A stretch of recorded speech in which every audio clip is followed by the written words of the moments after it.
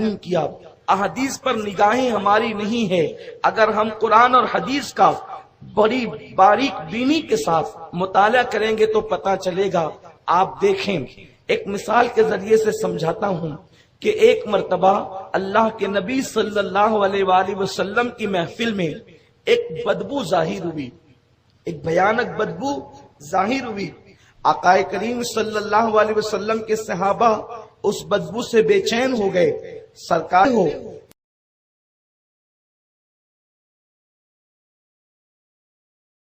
یہ بدبو کس چیز کی ہے؟ یہ جو بدبو آ رہی ہے یہ کس چیز کی آ رہی ہے؟ صحابہ نے عرض کیا اللہ جانے اور اس کا رسول جانے۔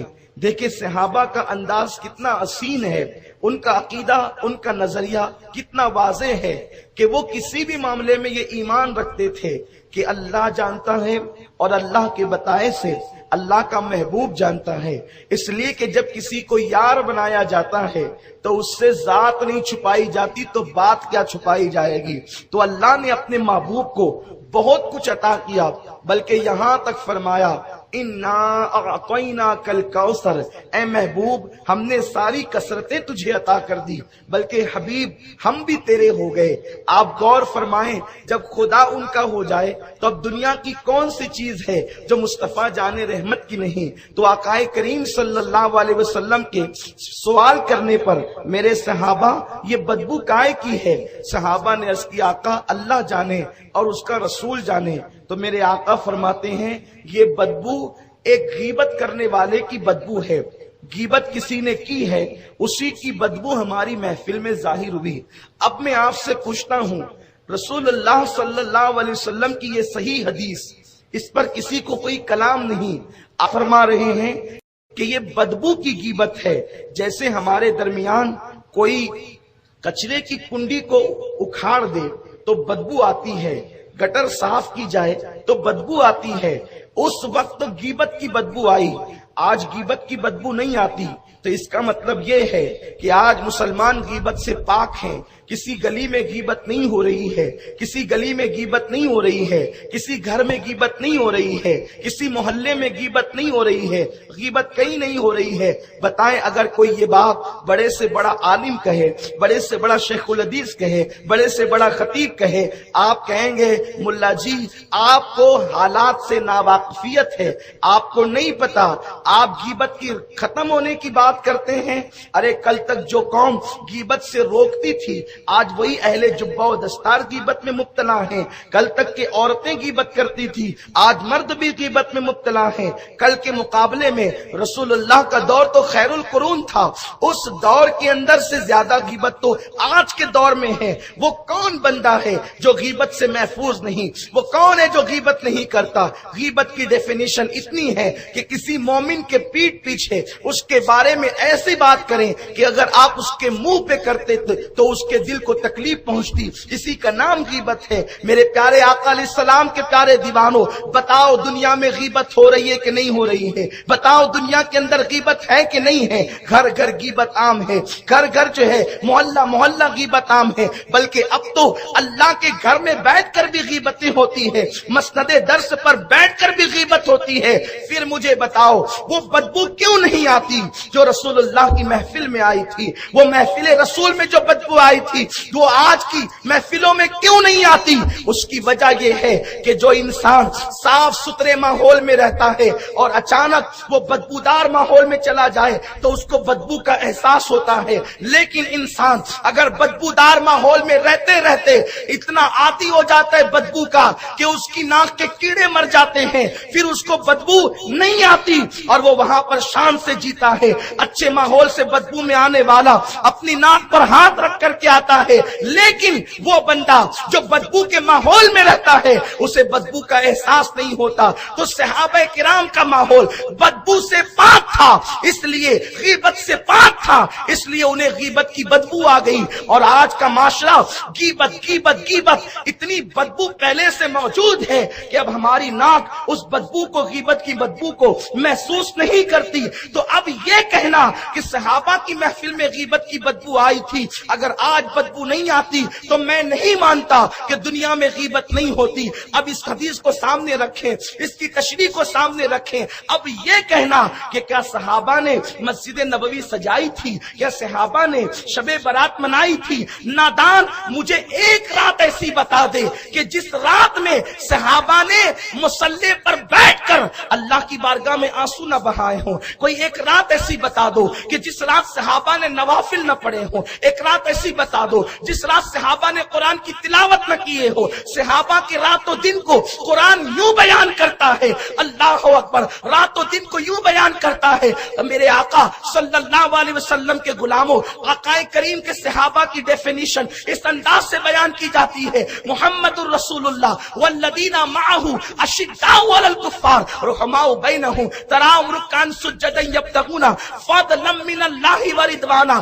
تراہم، جب بھی تم ان کو دیکھو گے اس حالت میں دیکھو گے وہ کثرت سے رکوع کر رہے ہیں، کثرت سے سجدے کر رہے ہیں۔ کیوں کر رہے ہیں؟ اس لیے کہ وہ اللہ کی رضا چاہتے ہیں، اور کثرت سے رکوع و سجود کی وجہ سے سیماہم فی وجوہہم من اثر السجود، اللہ نے کثرت رکوع و سجود سے ان کے چہروں کو جگمگا دیا ہے، ان کے چہرے چمک گئے ہیں۔ ارے ان کی پہچان ہی تھی کہ وہ رات و دن اللہ کی عبادت کرتے تھے۔ رات و دن تو یوں بیان کیے، اور ان کے لمحے لمحے کو قرآن بیان کرتا ہے، الذین یذکرون اللہ قیاما وقعودا وعلی جنوبہم ویتفکرون فی خلق السماوات والارض ربنا ما خلقت هذا باطلا سبحانک فقنا عذاب النار۔ صحابہ کے لمحے لمحے کو قرآن جو کہتا ہے، رات و دن تو اپنی جگہ ہے کہ وہ کھڑے ہوتے ہیں تو اللہ کا ذکر کرتے ہیں، وہ لیٹتے ہیں تو اللہ کا ذکر کرتے ہیں، وہ بیٹھتے ہیں تو اللہ کا ذکر کرتے ہیں، وہ کروٹیں لیتے ہیں تو بھی اللہ کا ذکر کرتے ہیں۔ ان کی ہر رات شب برات تھی، ان کی ہر رات شب برات تھی۔ اسی لیے آپ کو نہیں پتا چلتا کہ صحابہ نے شب برات منائے۔ کیوں آپ کو پتا اس لیے چلتا ہے کہ آپ کے یہاں اب راتوں کو قیام کرنے والے نہ رہے، آپ کے یہاں اب راتوں کو رونے والے نہ رہے، آپ کے یہاں راتوں کو گڑ گڑانے والے نہ رہے۔ جو مسلوں پہ گڑ گڑاتے تھے اب تو وہ نکڑ پہ بیٹھنے لگے، جو آہیں بھرتے تھے وہ تو قہقہے لگانے لگے۔ اب بتائیں، تو جب انسان عبادت سے دور ہو گیا تو پھر کبھی کبھی جو کوئی کام ہوتا ہے تو اس کی شہرت ہوتی ہے، کبھی کبھی کوئی کام ہوتا ہے تو اس کے متعلق چرچے ہوتے ہیں۔ تو یہ کہنا میری حماقت ہے۔ کیا صحابہ نے شب برات منائی؟ ارے ان کی ہر رات عبادت کی رات تھی۔ اور شب برات کیا ہے؟ کوئی ڈھول پیٹتے؟ شب برات کیا ہے؟ کوئی اس میں آرکیسٹرا ہوتا ہے؟ شب برات بس اتنی ہے کہ علماء کہتے ہیں کہ اس رات عبادت کرو، صلاۃ التسبیح پڑھو، نوافل پڑھو، اپنے اللہ کی بارگاہ میں توبہ کرو، قبرستان حاضری دو۔ حاضری اس لیے قبرستان دو کہ اس کی کچھ حکمتیں ہیں۔ نمبر 1، شب برات میں سب کو بخشا جاتا ہے، انہیں نہیں بخشا جاتا جنہوں نے رشتہ داروں کے ساتھ بدسلوکی کی یا ماں باپ کو ناراض کیا۔ تو جو زندہ رشتہ دار ہے وہ تو ان سے مل کر معافی مانگتا ہے، اور جو قبروں میں رشتہ دار سو رہے ہیں وہاں جا کر ان کی مغفرت کی دعا کرتا ہے تو وہاں ان کا دل خوش ہوتا ہے۔ پہلی حکمت۔ دوسری حکمت یہ ہے کہ شب برات میں سال بھر کے مردوں کی لسٹ صحابہ کو، فرشتوں کو دی جاتی ہے کہ اتنے اتنے لوگ اس سال انتقال کریں گے۔ یہ تقسیم ہوتا ہے معاملہ، اتنے اتنے لوگوں کا انتقال ہوگا تو فرشتوں کے ہاتھ میں وہ لسٹ جاتی ہے۔ آقا فرماتے بہت سے لوگ ہوتے ہیں جو ہنسی کر رہے ہوتے ہیں، بہت سے لوگ ہوتے ہیں جو کھا رہے ہوتے ہیں، بہت سے لوگ ہوتے ہیں جو شادی کے پلان بنا رہے ہوتے ہیں، لیکن اللہ کے یہاں ان کے لیے قلم چلتا ہے کہ ان کا نام زندوں سے نکال کر مردوں کی فہرست میں لکھا جاتا ہے۔ تو اب ہم اس رات قبرستان اس لیے رہتے ہیں تاکہ ہماری موت ہمیں یاد آئے، اور جب ہماری موت ہمیں یاد آتی ہے تو ہم اپنے لیے مغفرت کی دعا کرتے ہیں، ہم توبہ کرتے ہیں، استغفار کرتے ہیں، اپنی زندگی کو بدلنے کی کوشش کرتے ہیں۔ بلکہ کتنی واضح حدیث ہے جس کو ہمارے اسلاف نے اپنی کتابوں میں لکھا۔ سرکار غوث الاعظم دستگیر لکھتے ہیں، حضرت علامہ جلال الدین سیوطی لکھتے ہیں، اس طرح سے بہت سے بزرگوں نے لکھا۔ حدیث یہ ہے کہ اماں عائشہ صدیقہ کا جو لقب ہے اور محدثین نے بھی اس کو اس اعتبار سے لکھا، شب برات کے حوالے سے نہیں لکھا، اماں عائشہ کے حوالے سے لکھا۔ اماں عائشہ کا نام عائشہ ہے، صدیق کی بیٹی اس لیے صدیقہ ہے، لیکن ان کا ایک لقب ہے حمیرہ، انہیں حمیرہ کہتے ہیں، اور یہ لقب حضور علیہ السلام نے اماں عائشہ کو دیا، کیا؟ حمیرہ۔ حمیرہ کا مطلب آپ یوں کر سکتے ہیں سرخ رنگت والی، سرخ رنگت والی کو کہتے ہیں حمیرہ۔ اب اس پر محدثین نے جو بحث کی ہے کہ حضور علیہ السلام نے اماں عائشہ کو حمیرہ کا لقب کیوں عطا فرمایا، حمیرہ کیوں کہا، تو بات یہ ہے کہ اماں عائشہ خود فرماتی ہے، راوی کون ہے؟ اماں عائشہ صدیقہ، میرے رسول کی محبوب زوجہ اماں عائشہ صدیقہ، احادیث میں بڑی باریک نظر رکھنے والی، ہزاروں تابعین کی استاد ہیں، سینکڑوں صحابہ کی استاد ہیں اماں عائشہ، 1/3 اسلام امت تک پہنچانے والی ہے اماں عائشہ۔ اماں عائشہ وہ ہے جس کی شان میں اللہ نے سورہ نور کی آیتیں نازل کی۔ اماں عائشہ مومنین کی ماں وہ ہے جس کے بستر پہ قرآن نازل ہوا۔ کائنات کی کوئی عورت جناب حوا سے لے کر کے آج تک، آج سے لے کے قیامت تک کوئی عورت نہ پیدا ہوئی ہے نہ پیدا ہوگی جس کے بستر پہ قرآن نازل ہوا۔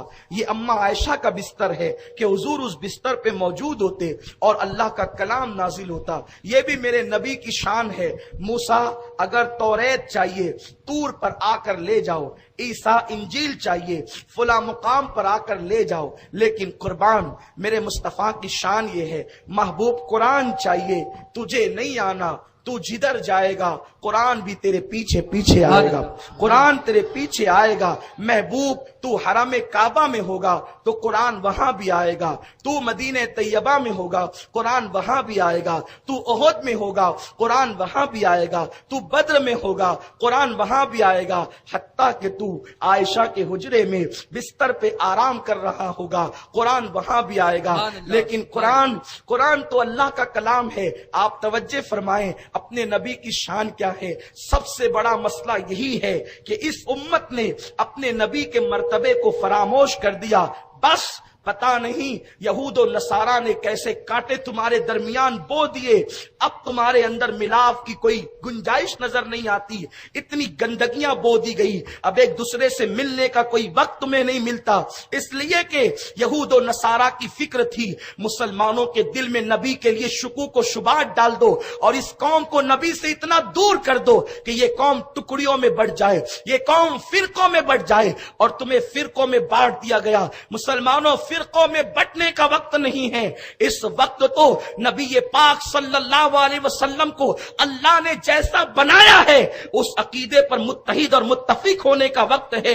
زمانہ تمہیں مٹانے کے چکر میں ہے، بیت المقدس خطرے میں ہے، حرمین شریفین خطرے میں ہے۔ اس وقت ٹکڑی اور فرقوں میں بٹنے کا ٹائم تو نہ تھا، اس وقت تو وقت وہ تھا کہ ابو بکر، عمر، عثمان و علی کا، سعد و سعید کا، طلحہ و زبیر کا جو عقیدہ تھا، تم اپنے انانیت کے بت توڑ کر صحابہ کے عقیدے پر آ جاتے اور ہاتھ میں ہاتھ ملا کر اسلام کا جو ہے وہ تحفظ کرتے۔ لیکن ہائے تمہارے درمیان ایسے پیٹ کے پجاری پیدا ہو گئے جو تمہیں ملنے نہیں دیتے، ملنے سے تمہیں روکتے ہیں۔ اگر تم آگے بڑھتے ہو حق کی طرف تو کبھی شرک کا خوف دلایا جاتا ہے، کبھی بدعت سے دھمکایا جاتا ہے۔ یاد رکھو، آپ دیکھو اپنے نبی کی شان کیا ہے۔ اللہ اکبر، توریت صرف توریت ہے اور اس کے علاوہ اس کا کوئی نام نہیں ہے، لیکن قرآن اللہ کا کلام ہے، اس کی کچھ صورتیں مکی ہیں، کچھ صورتیں مدنی ہیں۔ لوگ کہتے ہیں یہ مکی مدنی صورتیں کیا ہیں، مکی مدنی صورتیں کیسے ہو گئی؟ ارے وہ تو کلام اللہ کا ہے، اللہ مکان سے پاک ہے، نہ اللہ مکی ہے نہ اللہ مدنی ہے، پھر اس کا کلام مکی مدنی کیسے ہو گیا؟ تو سنو، مفسرین جواب دیتے ہیں کہ جب تک نبی مکے میں تھے دنیا انہیں مکی کہتی تھی، تو جو قرآن کی صورتیں نازل ہوئی اللہ نے کہا محبوب جب تک تو مکی ہے میرا کلام بھی مکی ہے، اور جب ہجرت کر کے مدینے چلے گئے محبوب اب تم مدنی ہو گیا تو میرا کلام بھی مدنی ہو گیا۔ سبحان اللہ، اپنے کلام کا نام مکی تھا، تو مدنی. اس سے بڑی بھی کوئی محبت اس رسول کو اب تم تولنے چلے جس کے مکی ہونے پر خدا نے کلام مکی کیا، جس کے مدنی ہونے پہ اپنا کلام مدنی کیا. اب اس نبی کو تم تول رہے ہو. کون تول رہا ہے؟ پان دکان والا. کون تول رہا ہے؟ ٹھیلا لگانے والا. کون تول رہا ہے؟ کرانہ دکان والا. کون تول رہا ہے؟ جسے سہائے ستہ کا نام لینا نہیں آتا، جو سہائے ستہ کو سہائے ستہ کہتے ہیں. امام بخاری کا نام جنہیں نہیں پتا وہ نبی کو تول رہے ہیں. وہ خدا ہو کر کہتا ہے محبوب میں تو زمان و مکان سے پاک. دیکھ رہے محبت کا تقاضا تو دے. خدا ہو کر کلام کا نام بدلا، خدا ہو کر کلام کا نام بدلا اور بتا دیا کہ دیکھو میں اللہ ہو کر اتنا پیار کرتا ہوں، تجھے بندہ ہو کے کتنا کرنا چاہیے. وہ بے نیاز ہو کے اتنا پیار کرتا ہے، تجھے کتنا کرنا چاہیے. لیکن افسوس ٹکڑیوں میں مت بٹو. حق کی طرف آؤ، حق کے متلاشی بنو، سچائی کی طرف آؤ. اس لیے کہ اگر آپ یہ کہتے ہیں کہ کسی حدیث میں شبیہت نہیں ہے، میں کہتا ہوں یہ کہنے کا حق تو ابو بکر صدیق کو، ابو بکر صدیق کے سامنے بھی نہیں تھی. وہ لوگ تو یہ کہتے ہیں واللہ ورسولہ عالم. صدیق کہتے ہیں اللہ جانے، اللہ کا رسول جانے. اور آپ کہہ رہے ہیں جنہیں استنجا کی سنتیں نہیں معلوم، کسی حدیث میں نہیں ہے. میرے پیارے تو نے حدیثیں کتنی پڑھی یہ تو بتا، کون کون سی پڑھی یہ تو بتا. اما عائشہ تک کے ہر حدیث نہیں پہنچی جو جان نازل ہوا اس تک سب حدیث نہیں پہنچ. سیدہ کائنات جس کے لیے رسول اللہ نے فرمایا الفاطمہ تو بدغت منی، جگر کا ٹکڑا ہے، اس سیدہ فاطمہ تک ہر حدیث نہیں پہنچی. کیونکہ حضور علیہ السلام حدیث ہیں، آقا جہاں بیٹھ گئے کہنے لگے، جو کہہ دیا وہی حدیث ہو گئی. اب ہر جگہ تو ہر صحابی ساتھ نہیں تھا. مسلمانوں ایمان کی حفاظت کرو، اٹھا کے زبان تالوں کو نہ لگا دو. یہ غالب کا دیوان نہیں ہے، یہ میر کا دیوان نہیں ہے، ال کی شاعری نہیں ہے کہ آپ بے لاکھ تفسیریں کرتے پھریں. یہ اللہ کا دین ہے، یہ اس کے رسول کا دین ہے، یہ اللہ رسول کا قانون ہے. اور جب سے تم نے اللہ کا قانون ہاتھ میں لینا شروع کیا ہے، اللہ کی رحمتیں تم سے روٹ گئی ہے. آج تم دنیا کے سامنے ذلیل اور رسوا ہو رہے ہو. توبہ کرو اپنے برے اعمال سے. ارے ہندوستان کا قانون ہاتھ میں لو، حکومت برداشت نہیں کرتی، اللہ کا قانون تم ہاتھ میں لینے چلے ہو. وہ کیسے گوارا فرمائے گا؟ پھر وہ تمہارے لیے تباہی کا پلان نہیں بنائے گا، وہ تمہارے لیے پھر فیصلے نہیں کرے گا عذاب کے. اس لیے بچو اور بے باکی سے کام نہ لو. یہ کہو اللہ جانے، اس کا رسول جانے. عرض کر رہا تھا اما عائشہ کو حمیرہ کا لقب کب ملا، اس پر محدثین نے بحث کی. کہتے ہیں ہوا یوں کہ ایک رات اما عائشہ کی باری تھی. حضور علیہ السلام صحابہ، حضور علیہ السلام ازواج مطہرات کے گھر میں باری باری رہتے تھے. ایک دن اس کے یہاں اور ایک دن اس کے یہاں اور ایک رات ایسے تقسیم تھی. تو اما عائشہ خود فرماتی ہیں کہ میرے گھر حضور کی باری تھی. آج میرے مقدر چمکے تھے کہ نبی پاک اللہ کے محبوب میرے گھر آئے تھے، حضور میرے گھر تشریف رکھتے تھے. لیکن میں یہ چاہتی تھی کہ آج حضور مجھے شرف بخشیں. ہمارا مسلک ادب ہے. ہم لوگ جب بھی بات حدیث کی اور صحابہ اور ازواج مطہرات کی کرتے ہیں تو ہم پھر ایکٹنگ نہیں کرتے، ہم تو الفاظ ڈھونڈتے ہیں. ہم الفاظ ڈھونڈتے ہیں کہ آخر کون سے الفاظ ملیں جس میں ادب سے ادب کی طرف الفاظ ہمیں منتقل کریں، ہمیں اس طرف ڈھالیں. اور خدا کی قسم ہم الفاظ کا انتخاب اپنے علم اور سمجھ کے مطابق وہ کرنا چاہتے ہیں جس میں تعظیم کا پہلو زیادہ ہو. کیونکہ الدین کلہ ادب، دین مکمل ادب کا نام ہے. اما عائشہ کے بارے میں یہ کہنا کہ وہ تو بیمار نہیں ہوتی تھی اور بیمار ہونے کی ایکٹنگ کرتی تھی، یہ ہمارے یہاں نہیں ہے. ارے ایک عام عورت جو ایکٹنگ کرے اسے اچھا نہیں سمجھا جاتا. نبی کی بیوی جس کی شان میں سورہ نور نازل ہو وہ ایکٹنگ کیسے کر سکتے؟ ایکٹر تو آپ ہے جی، آپ کو ایکٹنگ کرنی آتی ہے. آپ بندر بوڑھا ہوتا ہے کلاٹی کھانا نہیں بھولتا. تو آپ نے توبہ تو کر لی ہے آرکسٹرا سے، گانے سے، لیکن آج بھی وہ گانے کی حرام کمائی تمہاری رگوں پے میں ہے. اس لیے تم اما عائشہ کو گالی دے رہے ہو. کہ وہ تو ایکٹنگ کرتی ہو، ایکٹنگ نہیں کرتی تھی. خدا کی قسم وہ صدیق کی بیٹی صدیقہ تھی. سبحان اللہ. وہ جو کہہ دے وہ ہو جائے. اما عائشہ کی شان یہ ہے. میرا عنوان وہ نہیں ہے، لیکن چونکہ ہمارے اپنے نظریات ہیں، ہم گفتگو کرتے ہیں، تو ہم چاہتے ہیں کہ امت کے دل میں صحابہ کا، ازواج کا، حضور کا ادب پیدا ہو. زندگی کا مقصد ہی یہی ہے، اور اللہ نے دین اسی لیے بھیجا کہ تم اس کے نبی کی تعظیم اور توقیر کرو، اور جو لوگ اس کے نبی سے جڑ گئے ہیں ان کا بھی احترام کرو. اٹھائے قرآن، لِتُؤْمِنُوا بِاللَّهِ وَرَسُولِهِ وَتُعَزِّرُوهُ. ایمان لانے کے بعد پہلا فرض قرآن کہتا ہے نبی کی تعظیم کرو. پہلا فرض ایمان کے بعد تعظیم ہے. تعظیم ہے تو سب کچھ ہے، تعظیم نہیں ہے تو کچھ نہیں ہے. ایک بندہ ماں کو کھلائے پلائے، کپڑے پہنائے، سب کرے، لیکن پھر اس کی بدبختی کا ذکر بھی کرے، اس کی غیبت بھی کرے، تو کہیں گے کہ یہ وفادار بیٹا نہیں ہے. تو بہرحال اما عائشہ صدیقہ کہتی ہے میں چاہتی تھی کہ حضور مجھے شرف بخشیں. اور ان کا شرف بخشنا کیا تھا؟ اللہ اکبر، وہ نالین رکھ دے عرش پر تو عرش کی معراج ہو جائے، اور وہ اما عائشہ کو شرف بخشیں تو عائشہ کے مرتبے کہاں تک بلند ہوتے ہیں، اس تک ہماری رسائی نہیں ہے. کہتی ہیں میں یہی چاہتی تھی، لیکن میں نے دیکھا کہ حضور میرے بستر سے غائب ہیں. اللہ کے حبیب غیب دا نبی مجھے اطلاع دیے بغیر میرے بستر سے غائب ہیں. میں نے حضور کو اپنے بستر پہ ٹٹولا، حضور میرے بستر پہ مجھے نظر نہیں آئے.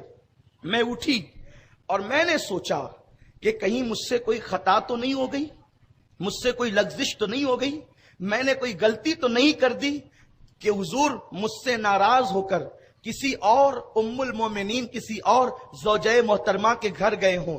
تو چونکہ آج کل جو حضور علیہ السلام کا مزار ہے اسی گلی میں تمام ازواج کے حجرے تھے، بہت دور جانا نہیں تھا. اپنے حجرے سے نکلی، اس حجرے سے جس میں آج آقا آرام فرما رہے ہیں وہی حجرہ اما عائشہ کا تھا. اس سے نکلی، بازو میں گئی، حضور ہے نہیں. اس سے نکلی، بازو میں گئی، حضور ہے نہیں. اس سے نکلی، بازو میں گئی، حضور ہے نہیں. تمام ازواج کے گھر میں آقا کو ڈھونڈ لیا، آقا نہیں ملے. کہتی ہیں پھر میں نے قدم بڑھائے اور میں قبرستان کی طرف چلی.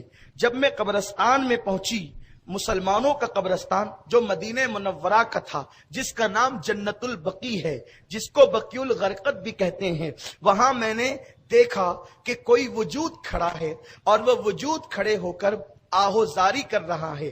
جب میں آگے بڑھی، حضور کو میں نے پہچان لیا کہ آقا رو رہے ہیں اور اپنی امت کے لیے مغفرت کی دعا کر رہے ہیں. قبرستان میں اللہ کے نبی جا کر وہاں ہاتھ اٹھا کر مغفرت کی دعا کر رہے ہیں امت کے لیے. کون کہہ رہا ہے؟ یہ اما عائشہ کہہ رہی ہے. اگر قبروں کی طرف ہاتھ اٹھا کر اللہ سے دعا کرنا یہ شرک ہے تو نبی کے لیے آپ کا خیال کیا ہے؟ بیان کرنے والی اما عائشہ ہے اور اللہ اکبر نقل کرنے والے محدثین ہے. اما عائشہ کہتی جب میں نے دیکھ لیا کہ حضور ازواج کے گھروں میں نہیں بلکہ قبرستان میں امت کے لیے دعا کر رہے ہیں تو میں نے سوچا کہ آقا اگر مجھے دیکھ لیں تو کہیں ناراض نہ ہو جائیں. میں پلٹی، کہتی ہے میں پلٹی اور میں تیز تیز چلنے لگی، اور تیز تیز جب چلنے لگی تو میں نے سوچا کہ حضور علیہ السلام کے میرے حجرے میں پہنچنے سے پہلے میں پہنچ جاؤں، کیونکہ حضور علیہ السلام نے اگر مجھے دیکھ لیا کہ میں قبرستان تک حضور کے پیچھے پیچھے آئی تو کہیں آقا مجھ سے ناراض نہ ہو جائیں. لیکن وہ رسول جس کی نگاہوں سے خدا کی ذات نہ چھپی، اس کی نگاہوں سے اما عائشہ کا آنا اور جانا کیا چھپ سکتا تھا؟ بخاری شریف کی حدیث ہے، امام بخاری حدیث لائے ہیں. آقا فرماتے او میرے صحابہ، جب میرے پیچھے نماز پڑھا کرو تو رکوع اور سجود صحیح طور پہ کیا کرو. یہ امام بخاری حدیث لائے. اصح الکتب بعد کتاب اللہ کہتے ہیں جب میرے پیچھے نماز پڑھو تو رکوع اور سجود صحیح طور پہ کیا کرو، کیونکہ میں تمہارا رکوع بھی دیکھتا ہوں اور میں تمہارا خشوع بھی دیکھتا ہوں. رکوع نام ہے گھٹنوں پہ ہاتھ رکھ کے جھک جانا. نبی آگے ہیں، کہتے ہیں میں تمہارا رکوع بھی دیکھتا ہوں. اور یہ نہیں کہا کہ جب تم نماز پڑھو، بلکہ نہیں، جب تم میرے پیچھے نماز پڑھو تو اس وقت رکوع صحیح طور پہ کرو، میں تمہارا رکوع بھی دیکھتا ہوں، اور جو دوسرا جملہ ہے تمہارا خشوع بھی دیکھتا ہوں۔ یہ خشوع کس چیز کا نام ہے؟ تو محدثین کہتے ہیں خشوع یہ دل کی کیفیت کا نام ہے۔ خشوع اس کو کہتے ہیں کہ تم اللہ کی طرف کتنا دھیان لگا رہے ہو، اس کو خشوع کہتے ہیں۔ اللہ کی بارگاہ میں کتنی عاجزی کر رہے ہو، اس کو خشوع کہتے ہیں۔ آقا کہتے ہیں بخاری شریف کی حدیث، میں تمہارا رکوع بھی دیکھتا ہوں اور تمہارا خشوع بھی دیکھتا ہوں، پتا چلا کہ میں تمہارے ظاہر کو بھی دیکھتا ہوں اور میں تمہارے دل کے خیالات کو بھی دیکھتا ہوں۔ یہ امام بخاری حدیث لائیں، صحیح بخاری کی حدیث ہے۔ تو جو رسول تمہارے دل کے خیالات کو دیکھ لیں، وہ اماں عائشہ کے آنے جانے کو نہ دیکھیں۔ حضور پلٹے، یہ تیز تیز آئی، اور آپ جانتے ہیں کہ کوئی ایسا انسان جس کا جسم بھاری ہو، سمجھ گئے آپ، جسم جس کا بھاری ہو، اماں عائشہ کا خیال ذہن سے نکال دیں۔ مثال کے ذریعے موٹے جسم والا کوئی میری طرح ہو، اگر تیز ہم چلیں تو سانس پھولنے لگتی ہے نا، اور اگر رنگ گورا ہو تو چہرہ لال ہو جاتا ہے۔ جو لوگ تیز چلتے ہیں، گورے رنگ والے موٹے لوگ، یہ ایک مثال تھی۔ اب اس مثال کو چھوڑ دیں۔ اماں عائشہ جسم کے اعتبار سے اخیر عمر کی طرف، جب آقا کریم کی ظاہری آخری عمر تھی تو جسم مبارک کچھ جو ہے وہ برکت والا تو تھا ہی، اس میں مزید برکتیں ہو گئی تھی۔ آپ سمجھ گئے میری بات کو؟ کیا کہنا چاہتا ہوں؟ اماں عائشہ کا جسم دبلا نہیں رہ گیا تھا، جسم بڑھ گیا تھا۔ جب وہ تیز تیز آئی اور تیز تیز چلی تو آپ کی سانسیں پھولنے لگی۔ آپ حجرے میں آ گئی خیر سے، الحمدللہ حضور نے مجھے نہیں دیکھا، لیکن چونکہ حجرے میں چل کر کے آئی تھی تیز تیز قدم، تو آپ کی سانسیں ابھی اپنے پر نہیں تھی، آپ سانسیں لے رہی تھی، اور سانسیں تیز لینے کی وجہ سے آپ کا چہرہ سرخ ہو گیا تھا۔ تو میرے سرکار حجرے میں آئے اور فرمایا او حمیرہ، او حمیرہ۔ سرکار نے اس رات اماں عائشہ کو کیا کہا؟ یعنی اس وقت ان کا رنگ سرخ ہو گیا تھا، لال ہو گیا تھا تیز چلنے کی وجہ سے، کہا او حمیرہ سرخ رنگت والی۔ اب آگے کے جملے، تو یہ سمجھتی ہے کہ اللہ اور اس کے رسول نے تیری حق تلفی کی ہے؟ اللہ اس کے رسول نے تیری حق تلفی کی ہے؟ اماں عائشہ کہتی ہیں میں خاموش رہی۔ میں نے عرض کی آقا آپ قبرستان میں اس وقت کیا کر رہے تھے؟ فرمایا عائشہ کیا تجھے معلوم نہیں کہ آج شعبان کی 15ویں شب ہے؟ آج شعبان کی 15ویں شب ہے، اور شعبان کی 15ویں شب کو آپ کیا کہتے ہیں؟ اسی کو شب برات کہتے ہیں۔ آج شعبان کی 15ویں شب ہے، اور اس رات اللہ آسمان دنیا پہ نزول اجلال کرتا ہے، اور وہ کہتا ہے بندو مانگو، کیا مانگتے ہو؟ جو مانگو گے عطا کروں گا۔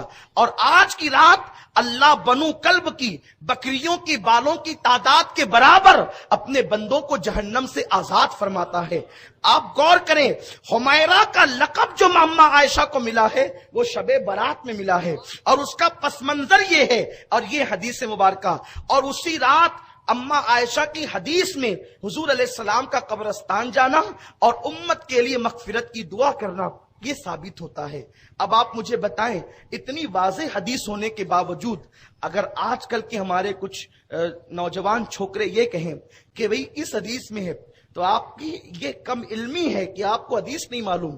اب آپ کو حدیث نہیں معلوم تو اس کا یہ مطلب نہیں کہ میرے بھائی آپ انکار کر دیں، انکار نہیں کریں۔ آپ کو نہیں جانا آپ نہ جائیں، لیکن آپ شکوک پیدا نہ کریں۔ کل اللہ کی بارگاہ میں آپ نے جواب دینا ہے۔ اچھا آقا قبرستان گئے، حضور جہاں دعا کریں، آپ توجہ فرما رہے ہیں؟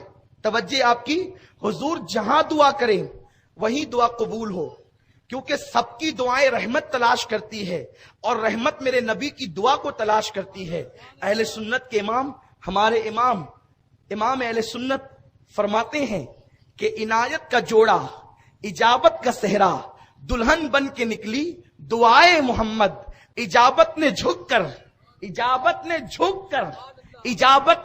کر جس کے لیے اجابت جھکتی ہے اسے دعائے محمد کہتے ہیں۔ اجابت نے جھک کر گلے سے لگایا بڑی ناز سے جب دعائے محمد۔ آپ غور فرمائیں، وہ جہاں دعا کرے قبول۔ قبرستان گئے کیوں؟ اس لیے کہ اللہ نے فرمایا لقد کان لکم فی رسول اللہ اسوۃ حسنہ، تمہارے نبی کی زندگی تمہارے لیے آئیڈیل ہے.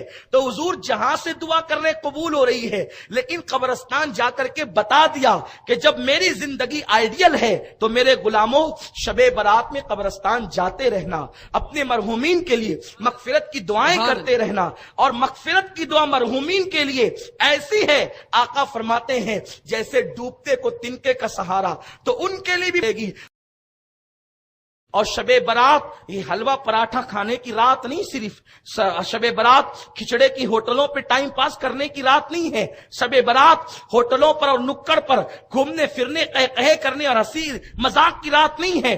آپ پوری رات کھانے پینے میں صرف کر دیتے ہیں، اور جب فجر کا وقت آتا ہے تو پھر آپ اپنے بستروں میں ہوتے ہیں. جبکہ حدیث پاک میں آیا ہے کہ اللہ پہلے آسمان پر، آسمان دنیا پر نزول اجلال فرماتا ہے اور کہتے آؤ مانگنے والوں، جو مانگنا چاہتے ہو میں تمہیں عطا کر دوں گا، اور تم اس وقت تو سو جاتے ہو. یہ طریقہ لے کر کے چل رہی ہے کہ ہم اسی رات کے آخری پہر میں رات 3 بجے سے فجر تک مرکز پر اجتماع کرتے ہیں، جس میں خاص طور پہ تصور مدینہ میں دعا ہوتی ہے. آپ سے گزارش ہے آپ سوئے نہیں، اس رات عبادت کا اہتمام کریں، اس رات اللہ کو منائیں، اپنے گناہوں سے توبہ کریں، اس لیے کہ گناہوں نے تمہیں تباہ کر دیا ہے. ہم نے اپنی راتوں کو عیاشیوں میں گزارا، ہم نے حرام کھا کر کے اپنے پیٹ کو انگاروں میں جو ہے وہ اپنے پیٹ میں انگارے بھر دیے جہنم کے. ہم نے سود کو عام کیا، ہم نے معاذ اللہ زنا کے اڈوں کو عام کیا. اب آؤ رمضان شریف کی آمد سے پہلے اللہ تبارک و تعالی تمہیں رات عطا کر رہا ہے، شب برات. اللہ کی بارگاہ میں سچی توبہ کر لو، کیونکہ میرے آقا فرماتے ہیں گناہ سے توبہ کرنے والا ایسا ہے جیسے اس نے گناہ کیا ہی نہیں. بس جاتے جاتے آخری بات عرض کروں، اللہ سے معافی مانگ لو، رب کی بارگاہ میں توبہ کر لو. کسی بزرگ کا قول ہے، اللہ اکبر، جب وہ بستی میں گھومتے تھے مجذوب بزرگ کہتے تھے لوگوں اللہ سے صلح کرو، لوگوں اللہ سے صلح کرو، لوگوں اللہ سے صلح کرو. جب قبرستان میں جاتے تو کہتے اللہ ان قبر والوں سے صلح کر، اللہ ان قبر والوں سے صلح کر، اللہ ان قبر والوں سے صلح کر. کسی نے کہا بابا بستی میں کہتے ہیں کہ لوگوں اللہ سے، اور قبرستان میں کہتے ہو کہ اللہ قبر والوں سے صلح کر، کیا بات ہے؟ فرماتے ہیں جب تک مومنین زندہ تھے، جب تک انسان زندہ تھے، اللہ کہتا تھا بندے آ توبہ کر میں تجھے معاف کر دوں، بندے آ مغفرت چاہ میں تجھے بخش دوں. اللہ ان کی زندگی میں ان سے صلح کرنے کے لیے تیار تھا، تو میں کہتا تھا وہ تیار ہے، تم صلح کر لو، معافی مانگ لو تاکہ عذاب میں گرفتار نہ ہو جاؤ. لیکن جب یہ قبر میں آ گئے، اب ان پر توبہ کے دروازے بند ہو گئے، تو اب یہ معافی مانگتے اللہ سے عذاب میں گرفتار ہو کر. تو میں کہتا ہوں کہ اللہ ان سے صلح کر لے، کیونکہ اب یہ صلح کرنے تیار ہے، مگر اللہ ان سے صلح کرنے تیار نہیں ہے. تو اللہ نے زندگی دی ہے، اس کا فائدہ اٹھا لو، سچی توبہ کر لو. سچی توبہ یہ ہے کہ جیسے بکری کے تھن سے دودھ نکل کر دوبارہ اس کے تھن میں واپس اسی رستے سے نہیں جاتا، ایسے گناہ سے توبہ کرنے والا پھر پلٹ کر گناہ کی طرف نہ جائے، تو ایسے لوگ اللہ کے ولی بن جاتے. ان اللہ یحب التوابین.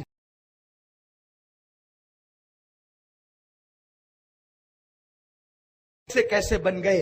ایک شخص ہے جس کا نام ڈاکوؤں کی فہرست میں ہے، جس کا نام فضیل ابن عیاض ہے.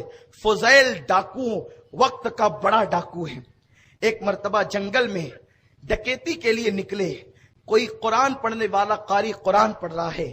کیا اب بھی ایمان والوں کے لیے، اللہ کے بندوں کے لیے وہ وقت نہیں آیا کہ وہ ان کے دل اللہ کی عبادت کے لیے، اللہ کے خوف سے جھک جائیں؟ کیا وہ وقت نہیں آیا لوگوں پر؟ بس قرآن نے دل پہ اثر کیا، اور تنہائی میں فضیل نے چہرے پہ ہاتھ رکھ کے کہا اللہ تیرے فضیل کے لیے وہ وقت آ چکا ہے کہ تیرے خوف سے اب اس کا دل تیری بارگاہ میں تیری یاد میں جھک جائے. اور پھر کہا اللہ آج کے بعد اب ڈکیتی نہیں کروں گا. توبہ کر لی. توبہ کر کے رات کے آخری پہر میں جنگل سے نکل کر شہر کی طرف آ رہے تھے تو جنگل کے کنارے پر دیکھا ایک قافلہ ہے.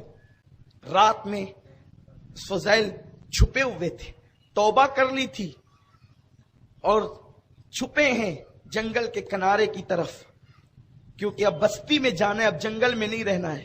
تو جنگل کے کنارے پر ایک قافلہ تھا، وفد تھا۔ تو کوئی کہتا تھا لوگوں جلدی چلو، سفر طے کرنا ہے۔ تو لوگوں نے کہا نہیں، فضیل بہت بڑا ڈاکو ہے اور وہ اسی جنگل میں رہتا ہے، وہ لوٹ بھی لیتا ہے اور جان بھی لیتا ہے، ایک چیز نہ چھوڑے گا، لوٹ لے گا۔ لوگ خوف سے تھرا رہے تھے اور کہتے تھے نہ جاؤ، رات یہیں گزارو، صبح سفر کریں گے۔ فضیل کا خوف ہے، ہم رات کو جنگل میں سفر نہیں کر سکتے۔ تب فضیل کی آنکھ میں آنسو آ گئے، رونے لگے، یا اللہ میں اتنا برا کہ لوگ میری ڈکیتی سے ڈرتے ہیں۔ تب فضیل نے کہا لوگوں اب جاؤ، بے خوف و خطر سفر کرو۔ اب فضیل لوٹنے والا نہ رہا، اب تو فضیل خود لٹ چکا ہے۔ اب جاؤ، فضیل لٹ چکا ہے، وہ تمہیں نہیں لوٹے گا، بے خوف و خطر سفر کرو۔ اور اتنا روئے مولا مجھے معاف کر دے، مولا مجھے معاف کر دے۔ وہی فضیل ابن ایاز جب توبہ کرتے ہیں اور توبہ کر کے پھر مکہ المکرمہ کا سفر کرتے ہیں، وہاں مجاوری اور جاروب کشی کرنے لگتے ہیں، پھر توبہ کے بعد اسی فضیل کی شان یہ ہو جاتی ہے کہ فضیل لاکھوں حدیثوں کے حافظ ہو جاتے ہیں، اللہ کے ولی ہو جاتے ہیں۔ پہلے تو کیا تھے اور توبہ کر کے کیا بن گئے؟ مسلمانوں تم بھی توبہ کرو، اللہ نے موقع دیا ہے۔ اور ان احباب کو کہتا ہوں، ان محبت کرنے والوں کو کہتا ہوں، اگر آپ سونا چاہتے ہیں تو سو جائیں، کسی کو منع نہ کریں۔ اس قوم کو اللہ کی بارگاہ میں جھکنے کا وقت نہیں ہے، انہیں جھک رہے ہیں شب برات میں، کم از کم ایک رات میں جھک رہے ہیں، ان کو جھکنے دو۔ یہ رو رہے ہیں، انہیں رونے دو، یہ گڑگڑا رہے ہیں، انہیں گڑگڑانے دو۔ ذرا انصاف سے کام لینا صاحبو، کہ تم لوگ اب کہتے ہو کہ نفل پڑھنا بھی بدعت ہے۔ بتاؤ یہ نفل کب سے بدعت ہو گئی؟ اللہ کی عبادت بھی کوئی بدعت ہوتی ہے؟ قرآن تو یہ کہتا ہے وَمَا خَلَقْتُ الْجِنَّ وَالْإِنسَ إِلَّا لِيَعْبُدُونَ، انسان اور جنوں کو صرف اس لیے پیدا کیا کہ وہ عبادت کرے۔ اب عبادت بدعت کب سے ہو گئی؟ سوچو تو صحیح، ایسا نہ کرو، اس قوم کو اپنے اللہ سے رشتہ جوڑ لینے دو۔ یہ کہاں آتے ہیں؟ کم از کم شب برات کے بہانے، معراج کے بہانے، قدر کے بہانے مسجدوں میں آتے ہیں تو آنے دو، انہیں شکوک میں مبتلا نہ کرو۔ ارے مولا علی کا فرمان تو آپ کو بتاؤں، حیرت ہوگی، دراصل علم کا فقدان ہے، جہالت ہے، کتابیں نہیں پڑھتے، اس لیے غلط باتیں عوام میں عام کرتے ہیں۔ فجر کا وقت ہے، مولا کائنات مسجد میں نماز کے لیے آئے، بیٹھ گئے، وقت نکل گیا، وقت سمجھ رہے ہیں، وقت نکل گیا۔ ایک بندہ عوام میں سے آیا اور ابھی طلوع ہو رہا تھا سورج، نماز شروع کرنے لگا کہ جب سورج طلوع ہو تو اس وقت نماز نہیں پڑھنی چاہیے۔ یہ مسئلہ تو ہے نا، بولو ہے، لیکن مولا علی نے اس کو منع نہیں کیا۔ کس کو؟ وہ عوام میں سے جو شخص تھا اس کو منع نہیں کیا، باندھلی آپ نے اس کو پڑھنے دیا۔ مولا آپ باب مدینۃ العلم ہے، آپ نے اسے روکا کیوں نہیں؟ کیا آپ کو پتا نہیں کہ طلوع آفتاب کے وقت کوئی نماز نہیں پڑھنی چاہیے؟ دیکھو جو اہل علم ہے ان کے فتوے کا انداز کیا ہے، جو اہل علم ہے ان کی گفتگو کا انداز کیا ہے۔ کون علم؟ عالم نہیں، باب مدینۃ العلم، نبی کا شاگرد جس نے نبی پاک کی زبان چوس چوس کر علم حاصل کیا، وہ باب مدینۃ العلم کہتے ہیں۔ او مسئلہ بتانے والے، مجھے یہ مسئلہ معلوم ہے کہ طلوع آفتاب کے وقت نماز نہیں پڑھنی چاہیے، لیکن یہ بندہ عوام میں سے ہے، اگر میں اس کو ابھی روک دیتا نا پھر یہ نماز فجر کبھی نہیں پڑھتا، یعنی دن بھر اتنا بزی ہو جاتا، مصروف ہو جاتا کہ یہ نماز فجر پھر چھوڑ دیتا۔ ارے طلوع کے وقت پڑھ رہا ہے، پڑھ تو رہا ہے، یہ باریکیاں خواص کے لیے ہے، یہ باریکیاں خواص کے لیے ہے، کب پڑھو کب نہ پڑھو۔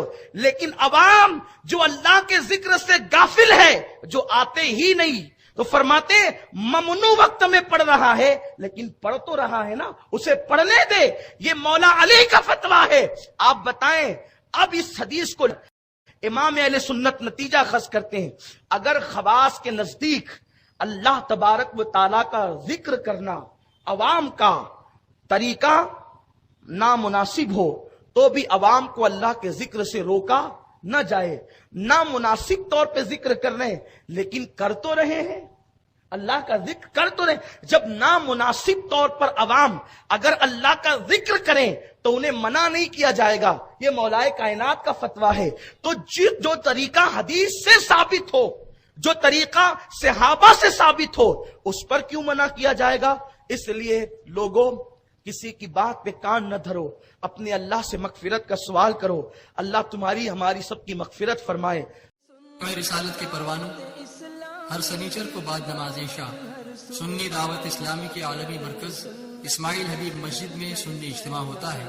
آپ حضرات پابندی کے ساتھ اس میں شرکت فرمائیں. سنی دعوت اسلامی کی web site sunni dawat islami.net پر وزٹ کریں اور بہت ساری دینی معلومات حاصل کریں.